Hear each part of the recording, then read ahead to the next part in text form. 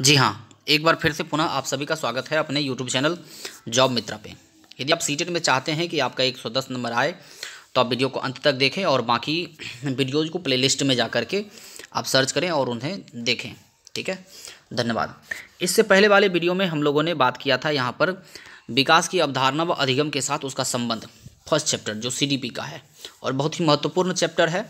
तो इसका वीडियो पहले दिया हुआ है, उस वीडियो को भी आप देख सकते हैं। इसके बाद इसका 2-3 वीडियो था। इसके बाद हमने वीडियो दिया था बाल विकास के सिद्धांत, वो दूसरा चैप्टर का। आज हम लोग थर्ड चैप्टर यानी कि आनुवांशिकता एवं वातावरण का प्रभाव के बारे में यहाँ पे बात करने वाले हैं। चैप्टर आप देख सकते हैं, आनुवांशिकता एवं वातावरण का प्रभाव। ये CDP का थर्ड चैप्टर है और बहुत ही इम्पोर्टेंट आपका क्या है चैप्टर है। यहाँ पर कह रहा है सबसे फर्स्ट आनुवांशिकता की अवधारणा तथा उसका प्रभाव। आनुवांशिकता की अवधारणा तथा उसका प्रभाव क्या है। आनुवांशिकता का प्रभाव, सबसे पहले समझेंगे कि आनुवांशिकता होता क्या है। यानी कि आनुवांशिकता दैट मीन्स वैसे गुण जो माता पिता से बच्चों में आता है, वैसे गुण जो माता पिता से बच्चों में आता है वह आनुवांशिक गुण कहलाता है और यही जो प्रक्रिया है वो आनुवांशिकता कहलाता है। बालक के आनुवांशिक गुण, बालक के कद जैसे कि उसका लंबाई हो गया, रंग रूप हो गया, शारीरिक गठन है, वृद्धि को प्रभावित करता है आनुवांशिक गुण। बालक के आनुवांशिक गुण के कारण ही बालक में कई बीमारियां या समस्या उत्पन्न होती है, जैसे वर्णांधता, कलर ब्लाइंडनेस जिसे हम लोग कहते हैं। ये आपका क्या एक प्रकार का बीमारी है। हीमोफीलिया भी आपका क्या होता है। बालक के आनुवांशिक गुण बालक की वृद्धि पर भी प्रभाव डालते हैं। आनुवांशिक गुण जो है उसके वृद्धि पर प्रभाव डालते हैं। गोडार्ड कहते हैं कि गोडार्ड एक वैज्ञानिक है जो कि कहते हैं मंद बुद्धि माता पिता के संतान मंद बुद्धि तथा तीव्र बुद्धि के माता पिता की संतान तीव्र बुद्धि के होते हैं। ठीक है, ये गोडार्ड कौन थे, वैज्ञानिक थे जिन्होंने ऐसा बोला। बालक की मानसिक क्षमता से उसकी अन्य क्षमता प्रभावित होती है। बालक की जो मानसिक क्षमता है उसके आधार पर हम देखेंगे उसका क्या है अन्य क्षमता भी डिपेंड करता है। थॉर्नडाइक एक महत्वपूर्ण वैज्ञानिक है CDP में। उनका कहना है कि बालक की मूल शक्तियों का प्रधान कारक उसका वंशानुक्रम है। वंशानुक्रम के आधार पे ही क्या है बालक का हम देखेंगे बाकी अस्तित्व का विकास होता है। कुछ मनोवैज्ञानिकों का मानना है कि चरित्रहीन माता पिता की संतान चरित्रहीन होती है, परंतु व्यक्ति के व्यवहार के लिए सिर्फ आनुवांशिकता को अकेले जिम्मेदार नहीं ठहराया जा सकता है। कुछ मनोवैज्ञानिकों के द्वारा कहना है कि चरित्रहीन माता पिता की संतान जो है वो क्या होती है, चरित्रहीन होती है, परंतु इसके लिए केवल और केवल आनुवांशिक गुणों को ही केवल जिम्मेदार नहीं ठहराया जा सकता है। इसके लिए काफ़ी अलग अलग और भी क्या है गुणे उपस्थित होते हैं। कह रहा है वातावरण का अर्थ व उसका प्रभाव। वातावरण का अर्थ व उसका प्रभाव। वातावरण का अर्थ पर्यावरण है। वातावरण का अर्थ क्या है, पर्यावरण है। पर्यावरण का मतलब समझिए, पर्यावरण का मतलब समझिए यहाँ पे ध्यान से। पर्यावरण 2 शब्दों से मिलकर के आपका क्या है बना होता है। पर्यावरण को यदि समझें तो पर्यावरण 2 शब्द से मिलकर बना है। पहला है परि, पहला क्या है परि, और दूसरा है आवरण। दूसरा क्या है आवरण।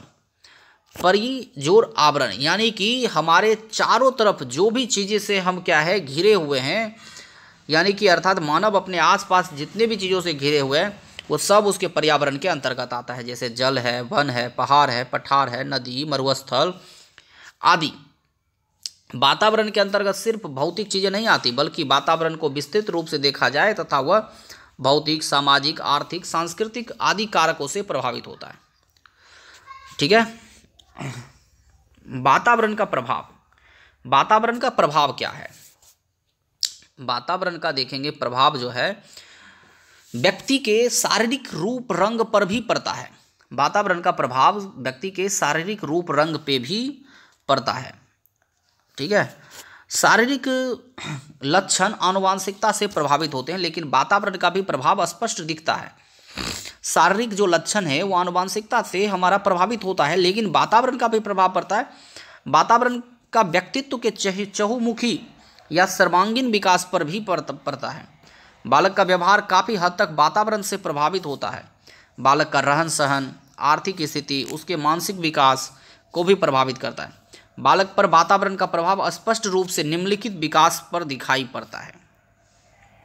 अब वो कौन कौन से विकास हैं उसके बारे में हम यहाँ पे बात कर लेते हैं जरा सा। काफ़ी इम्पोर्टेंट चैप्टर है ये, यदि आप इसको बढ़िया से मन लगा करके देख रहे हैं, इसको आप तैयार करते हैं, तो इसमें से लगभग 2-3 प्रश्न क्या है अनिवार्य हैं। अब वातावरण का प्रभाव देखेंगे, उसके मानसिक विकास पे पड़ता है। किस पे पड़ता है? बच्चों के मानसिक विकास पे पड़ता है, उसके शारीरिक विकास पर पड़ता है, उसके बुद्धि पर पड़ता है, स्वास्थ्य पे पड़ता है, व्यक्तित्व पे पड़ता है, संज्ञानात्मक विकास पर, संज्ञान किसी भी जिसे उसको कार्य दिया गया उसको कितने बढ़िया से संज्ञान में लिया, उस एक्टिविटी को वो करता है। संवेगात्मक यानी कि उसका जो संवेग है, उसका जो सोचने का जो क्षमता है, उसका जो आपका क्या है किसी भी प्रकार के अर्थ को स्पष्ट करने की क्षमता है, वो कितना निपुण है। भाषाई विकास पे पड़ता है, सामाजिक विकास पे पड़ता है, समायोजन क्षमता यानी कि किसी भी मनुष्य से किसी भी चीज़ों के अंतर्गत वो कितने अच्छे तरीक़ों से मिल सकता है। ये सभी के सभी हम देख रहे हैं कि यहाँ पे जितने भी कारण हैं वो क्या है, वातावरण का प्रभाव इन चीज़ों पे पड़ता है। ठीक है। आनुवांशिकता तथा वातावरण के प्रभाव का शैक्षिक महत्व। आनुवांशिकता तथा वातावरण के प्रभाव का शैक्षिक महत्व क्या है उसके बारे में देखेंगे। बालकों की शिक्षा में आनुवांशिकता तथा वातावरण दोनों का योगदान होता है। बालकों की शिक्षा में आनुवांशिकता तथा वातावरण दोनों का योगदान महत्वपूर्ण है। बालक की यदि आनुवांशिकता अच्छी है परंतु उसे अच्छा वातावरण नहीं मिल पाया तो उसका शैक्षिक विकास ठीक ढंग से नहीं हो पाएगा। यदि बालक प्रारंभ से अच्छे स्कूल में पढ़ता है जहां बालकों की सर्वांगीण विकास पर बल दिया जाता है, ऐसे में निश्चित रूप से बालक का चहुमुखी विकास होगा। वर्तमान में व्यक्तित्व की महत्ता अधिक है। उसके अंतर्गत व्यक्ति की सिर्फ सुंदरता नहीं बल्कि उसके गुण, उसके विचार, उसके चिंतन, तार्किक क्षमता, व्यवहार आदि की अच्छा व योग्य बनाने का कार्य होता है। यही वजह है कि स्कूल, शिक्षक आदि की भूमिका महत्वपूर्ण हो जाती है। कह रहा है बच्चे के आनुवांशिक गुणों से कोई मतलब नहीं है। आपने कई बार देखा होगा कि काफ़ी पढ़े लिखे व्यक्ति, काफ़ी आपका क्या है उच्च क्षेत्र में कार्यरत व्यक्ति के बच्चे भी क्या होते हैं, अच्छा कार्य नहीं कर पाता है, वो पढ़ नहीं पाता है। यहाँ तक कि इसके कारण क्या होते हैं, उसका वातावरण, उसका स्कूल कैसा है, स्कूल के शिक्षक कैसे हैं, उसके दोस्त कैसे हैं, उसके घर परिवार में और भी लोग कैसे हैं, उसके अगल बगल पड़ोसी कैसे हैं, ये बहुत ढेर सारी चीज़ें क्या होता है इस पे मैटर करता है। शिक्षा मनोविज्ञान के क्षेत्र में एक विवादित प्रश्न यह है कि बालक की शिक्षा में वंशानुक्रम का महत्व अधिक है या वातावरण का। कहने का मतलब है वंशानुक्रम का ज़्यादा महत्व है उसके शिक्षा में या फिर उसके वातावरण का। इस विषय को लेकर दोनों पक्षों के विद्वानों ने अपने अपने पक्षों का समर्थन करने के लिए विभिन्न प्रयोग तथा अध्ययन किए। इन सब का अध्ययन करने के पश्चात यह भली भांति स्पष्ट हो जाता है कि बालक के व्यक्तित्व के विकास में वंशानुक्रम और वातावरण दोनों का महत्वपूर्ण स्थान है। इसलिए शिक्षा देते समय वंशानुक्रम और वातावरण दोनों का ध्यान में रखना अत्यंत आवश्यक है। वंशानुक्रम और वातावरण के ज्ञान से शिक्षक शिक्षार्थी के सर्वांगीण विकास की सहायता प्रदान कर सकता है। कहने का मतलब यहाँ पर साफ स्पष्ट होता है कि बालक की शिक्षा में उसका वंशानुक्रम यानी कि उसके माता पिता कौन है, वो कहाँ पे जन्म लिया, तथा उसकी वातावरण, वो किस स्कूल में है, वो किस समाज में रहता है, ये दोनों चीज़ महत्वपूर्ण है। और यदि दोनों अच्छा है तो वो क्या है जरूर ही अच्छे तरह से उसका क्या है शिक्षा दीक्षा कार्य संपादित हो सकता है। अब कह रहा है वंशानुक्रम का महत्व क्या है। वंशानुक्रम का भी अपना एक महत्व है। तो कह रहा है पहला, बालकों में वंशानुक्रम के कारण शारीरिक विभिन्नता पाई जाती है।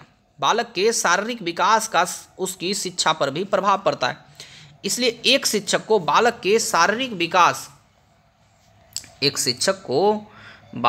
शारीरिक विकास के लिए भी कार्य करना चाहिए, जिससे व्यक्तिक विभिन्नता को देखते हुए शिक्षा की व्यवस्था करनी चाहिए। व्यक्तिक विभिन्नता कहने का मतलब है कि वो बच्चा कैसा है, उसकी दिमागी क्षमता कितना है, हर चीज़ को देख करके हमें क्या है शिक्षक को कार्य करना चाहिए। वंशानुक्रम के कारण ही बालकों की जन्मजात क्षमताओं और गुणों में अंतर होता है। वंशानुक्रम के कारण ही बालकों की जन्मजात क्षमताओं और गुणों में अंतर होता है। शिक्षकों को प्रत्येक बालक की क्षमताओं और योग्यताओं के अनुसार ही सीखने की योग्यताओं का विशेष ध्यान रखना चाहिए और इन्हीं विभिन्नताओं के अनुरूप शिक्षा प्रदान की जानी चाहिए। वंशानुक्रम के कारण हम देखेंगे जन्मजात आपका क्या है, क्षमता में अलग अलग होता है। कुछ किसी का दिमागी क्षमता ज़्यादा होता है, किसी का दिमागी क्षमता कम होता है, लेकिन सीखता सब है। सीखने का एक मतलब अलग अलग लेवल होता है हर किसी का। कोई किसी विषय वस्तु को जल्दी समझ लेगा, सीख लेगा, कोई थोड़ा लेट सीखेगा। तो उसके लिए शिक्षक को क्या है, अलग अलग देना चाहिए ध्यान, ताकि हर किसी को हम प्रॉपर वे में सिखा पाएँ। बालकों में पाई जाने वाली जन्मजात क्षमताओं का अंतर होने का मुख्य कारण वंशानुक्रम है। इस बात को ध्यान में रखकर शिक्षक पिछड़े और मंद बुद्धि बालकों की प्रगति में अपना महत्वपूर्ण स्थान दे सकता है। हम देखेंगे उसके जन्मजात क्षमताओं में जो अंतर है उसका मुख्य कारण हम देखेंगे वंशानुक्रम है। और इसलिए शिक्षक को पिछड़े और मंद बुद्धि बालक को आपका क्या करना चाहिए, उसको बढ़िया से पढ़ाना चाहिए, उसको ध्यान लगा करके करवाना चाहिए काम। वंशानुक्रम के कारण बालक शारीरिक दृष्टि से भिन्न विकास में अथवा महत्वपूर्ण योगदान दे सकता है। वंशानुक्रम के कारण बालक शारीरिक दृष्टि से भिन्न विकास में अथवा महत्वपूर्ण योगदान दे सकता है। वंशानुक्रम से बालकों में कुछ प्रवृत्तियां होती है जिनमें से कुछ सामाजिक दृष्टि से अवांछनीय होती है, जिसके कारण वह समाज में अशिष्ट व्यवहार करता है। ऐसी दशा में शिक्षक द्वारा बालक की अवांछनीय प्रवृत्ति पर ध्यान देकर उसको उचित सामाजिक दृष्टिकोण प्रदान किया जा सकता है। अब जैसे कि बच्चा ऐसे घर परिवार से आता है जहाँ पे क्या है, गाली गलौज होता है, जहाँ का वातावरण सही नहीं है, तो शिक्षकों को ध्यान ये देना चाहिए कि उस बालकों का जो अशिष्ट आचरण है उसको धीरे धीरे क्या करना चाहिए, उसको दूर करने की कोशिश करना चाहिए, ताकि बालक बढ़िया ढंग तरीके से सब कुछ कर पाए। वातावरण का महत्व हमारे जीवन में, हमारे व्यक्तित्व के निर्माण में वातावरण का महत्वपूर्ण योगदान है, ये हम जानते हैं। और वंशानुक्रम और वातावरण दोनों का मानव विकास के लिए समान रूप से महत्व है, ये भी हम जानते हैं। अतः बालक की शिक्षा में उसके वातावरण का अध्ययन करना भी क्या है, नितांत आवश्यक है। विकास के सभी गुण वंशानुक्रम से निहित होते हैं, किंतु गुणों की संपूर्ण उन्नति और विकास वातावरण पर ही निर्भर करता है। ठीक है, अब देखेंगे कि यहाँ पर क्या क्या आ रहा है इधर। और बालक पर अपने परिवार, पास पड़ोस, विद्यालय, मित्रों का प्रभाव पड़ता है। पास पड़ोस का, परिवार का, विद्यालय का, मित्रों का प्रभाव पड़ता है। अतः अध्यापक को इन समस्त स्थानों के वातावरण को ध्यान में रखकर उचित निर्देशन प्रदान करना चाहिए। सभी बालकों के लिए सृजित वातावरण कभी कभी कुछ बालकों के लिए अपूर्ण होता है। कह रहा है हम जो वातावरण दे रहे हैं बच्चों के लिए, वो हो सकता है कुछ बच्चों के लिए अपूर्ण हो, क्योंकि वो बालक उस चीज़ों में फिट नहीं कर पाता है और उसके अनुकूल विकास नहीं हो पाता है। उसके लिए विकास के लिए अलग अलग से विद्यालयों में शैक्षिक एवं व्यावसायिक निर्देशन की व्यवस्था होनी चाहिए। विद्यालय में अनुकूल एवं शैक्षिक वातावरण उत्पन्न करने के लिए पुस्तकालय और खेल कूद, व्यायाम आदि की सुविधा दी जानी चाहिए। इनमें बालकों की रुचियों, मूल प्रवृत्तियों तथा अन्य स्वाभाविक आवेगों का समायोजित ढंग से विकास होता है। प्रत्येक बालक को अपने सामाजिक वातावरण से समायोजन स्थापित करना पड़ता है। प्रत्येक बालक को अपने सामाजिक वातावरण से समायोजन स्थापित करना पड़ता है। इस बात की जानकारी रखने वाला अध्यापक विद्यालय को समाज का छोटा रूप मानकर छात्रों को समाज के वातावरण के साथ समायोजन करने के लिए शिक्षा प्रदान कर सकता है। शैक्षिक उपलब्धियों पर बालक के व्यक्तित्व और स्वभाव पर वातावरण का अधिक प्रभाव पड़ता है। यह बात मनोवैज्ञानिक ह्यूमैन तथा फोमैन द्वारा किसके द्वारा ह्यूमैन तथा फीमैन द्वारा जुड़वा बच्चों पर किए गए अध्ययन से स्पष्ट होती है। ह्यूमैन ने क्या लिखा है? ह्यूमैन ने लिखा है वातावरण द्वारा शारीरिक लक्षण सबसे कम प्रभावित होते हैं, बुद्धि से अधिक। ह्यूमैन ने क्या कहा? वातावरण द्वारा शारीरिक लक्षण सबसे कम प्रभावित होते हैं, बुद्धि से अधिक, शिक्षा तथा ज्ञान प्रेरित उससे भी अधिक, व्यक्तित्व एवं स्वभाव सबसे अधिक होता है। ठीक है, बहुत बहुत धन्यवाद अंत तक वीडियो को देखने के लिए। यदि आप वीडियो को अंत तक बढ़िया से देखे हैं तो ये साफ स्पष्ट है कि आप काफ़ी अच्छे ढंग से तैयारी में जुटे हुए हैं। आप चाहे तो इसका स्क्रीनशॉट लेकर के रख सकते हैं, आपको काम देगा। इस पेज को भी मैं कर देता हूँ, आप इसका स्क्रीनशॉट लेकर के यहीं से है इसको रख सकते हैं और प्लेलिस्ट में जाकर के आप अन्य वीडियो को भी देखें। और इसके बाद मैं क्वेश्चन भी बराबर बनाते जाऊंगा सारे टॉपिक से एक एक करके। केवल आपको क्वेश्चन देख लेना है, उसी से सारा कुछ आ जाएगा, एक भी क्वेश्चन नहीं छूटने वाला है, टोटल क्वेश्चन इसी से आएगा। ओके, बहुत बहुत धन्यवाद।